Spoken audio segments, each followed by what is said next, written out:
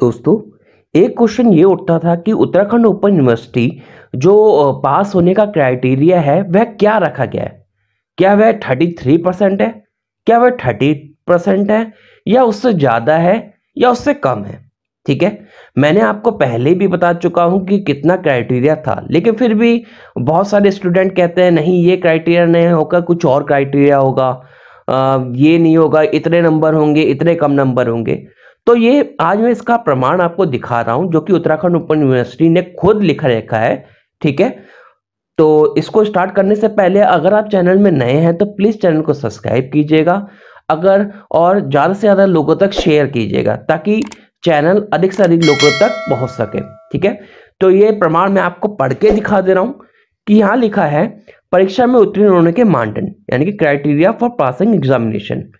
प्रत्येक वर्ष में पंजीकृत शिक्षार्थी द्वारा उत्तीर्ण होने के लिए प्रत्येक विषय में न्यूनतम 35% अंक लाना प्राप्त करना आवश्यक है। मैंने आपको पहले भी बता चुका हूं कि 35% में पास होते हैं, ना कि 33% पे। ठीक है, उत्तराखंड ओपन यूनिवर्सिटी में 35% पे पास होते हैं, ना कि 33 में। और उसमें भी अलग अलग क्या रखा, देखो उसके आगे ब्रैकेट में लिखा है सत्रीय कार्य में अलग, प्रयोगात्मक परीक्षा में भी अलग, मौखिक परीक्षा में अलग, प्रयोजन कार्य में अलग, लिखित परीक्षा में पृथक पृथक, यानी कि अलग अलग आपको 35% लाने होंगे। अगर आपके असाइनमेंट है तो असाइनमेंट में 35% लाने पड़ेंगे। ठीक है, और अगर आपके थ्योरी एग्जाम हो रहा है तो थ्योरी एग्जाम में आपको 35% लाने होंगे। यानी कि आप अपना खुद से चेक कर सकते हैं कि किसी का भी, जैसे मान लीजिए 80 होता है, 80 का आप 35% करेंगे। ठीक है, तो फिर देख लेंगे कि कितने के पास पहुंच रहा है। ठीक, तो वह आपका 28 के पास, 27 या 28 के पास पहुंचेगा, तो 28 का एक क्राइटेरिया है पास होने का। वैसे ही 20 का 35% करेंगे, ठीक है, तो वह 6-7 के पास पहुंचेगा, तो 7 आपका क्राइटेरिया है पास होने का। कम से कम 7 आएंगे तब पास होंगे, नहीं तो नहीं होंगे। ठीक है, नहीं तो फेल हो जाएंगे।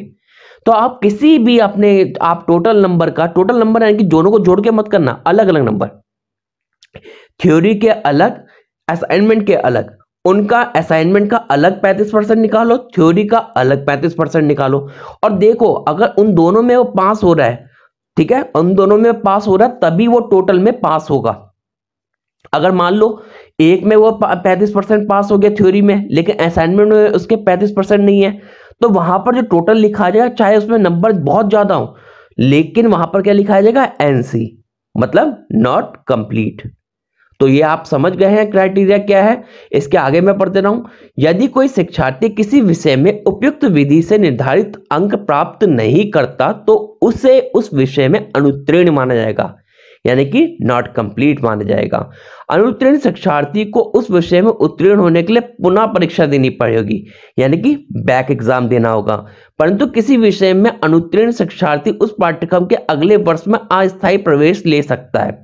ठीक है, जैसा कि मैंने आपको पहले भी बताया है कि अगर आप फर्स्ट ईयर सेकंड ईयर में हैं, या first semester, second semester, third semester में हैं, तो आपकी चाहे बैक लग गई है, लेकिन आप अगले जो सेमेस्टर या अगला जो ईयर है उसमें आप एडमिशन ले सकते हैं और बाद में आप उसका बैक फॉर्म भर सकते हैं। तो वही यहां बता रखा है कि अनुत्तीर्ण शिक्षार्थी को उस विषय में उत्तीर्ण होने के लिए पुनः परीक्षा देनी, यानी कि बैक फॉर्म भरना पड़ेगा। परंतु किसी विषय में अनुत्तीर्ण शिक्षार्थी, किसी विषय में मान लीजिए कोई सब्जेक्ट है, ठीक है, हिस्ट्री है, उसमें अनुत्तीर्ण विद्यार्थी, शिक्षार्थी उस पाठ्यक्रम के अगले वर्ष में अस्थायी प्रवेश ले सकता है, यानी कि उसमें जा सकता है, तथा उस विषय की परीक्षा भी अगले वर्ष की परीक्षा के साथ दे सकता है। यानी कि अगले वर्ष जब आपकी वाली परीक्षा होंगी, दूसरों के साथ परीक्षा होंगी, तभी आप वाली परीक्षा भी दे सकते हैं। ठीक है, और ऐसा नहीं है कि उसी के साथ हो, कभी कभी बीच में जैसे सेमेस्टर वालों की हो रहा है तब आपके एग्जाम हो जाएगा कंडक्ट उसी टाइम।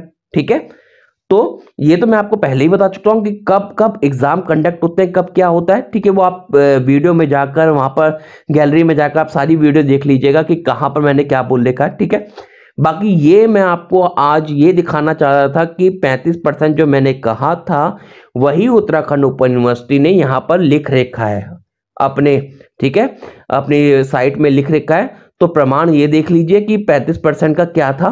ठीक है, बाकी देखिए अफवाहों से दूर रहिए कि इतने में पास हो जाए उतने में पास हो जाए, अच्छे से मन लगा के पढ़िए, अच्छे से अच्छे नंबर लाइए ताकि ये 35% का क्राइटेरिया दिमाग में रहे ही ना।